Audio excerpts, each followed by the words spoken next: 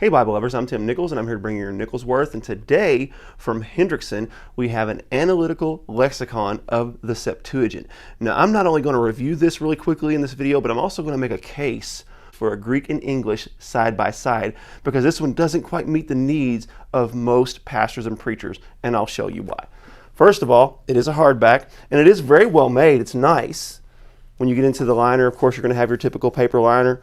But when you get into the book, here is where it's a struggle for me, is the words themselves are all in Greek. What I'd like to see is a Greek and English side-by-side word next to each one.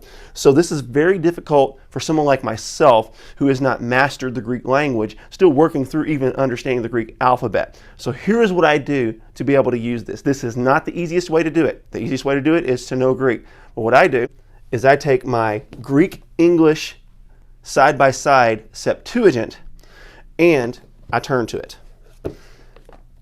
I read here in order, and then I'll find the Greek word corresponding with it. Then I will look it up online to make sure that it's correct. And then I go to this to find the definition and the meaning to the Greek word. It is a difficult way to do it. It's not ideal, but it does work. And eventually, as you get used to it, you won't need to go online as much because you'll start recognizing different words. So as I'm kind of researching this and doing this and trying to figure out how to do it, this is the best model I've been able to find for someone who does not know the Greek language.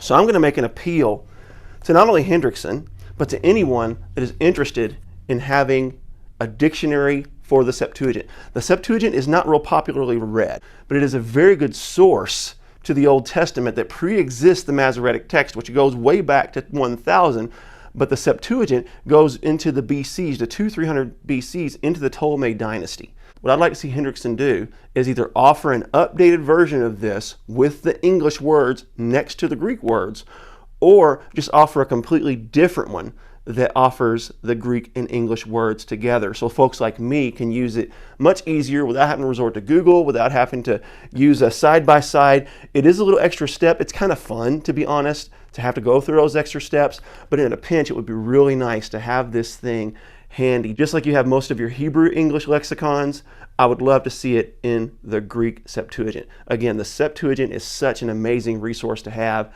and to have it in the Greek and English side by side so that you can kind of follow the words along and do your word count and get there, it works. As a matter of fact, sometimes I don't even have to go to the internet to figure it out. So you have two options. Either one, I learn Greek, which I don't feel like I have enough time left on this planet to learn Greek and do all the responsibilities that I have, or Hendrickson can make an updated edition of this or a separate edition of this that has the Greek and the English together. But if you know Greek, this is a fantastic tool to give you all the definitions of the words so you can plug the right English word in according to your studies and your knowledge and your expertise. Meanwhile, Hendrickson, look into doing an updated version of this for folks like me that haven't mastered the Greek, and this would be a tremendous tool that I don't see exist anywhere else. Now, I'm sure there's going to be somebody in my audience that's going to find one, and if you do, please comment it, because I'd love to pick one up.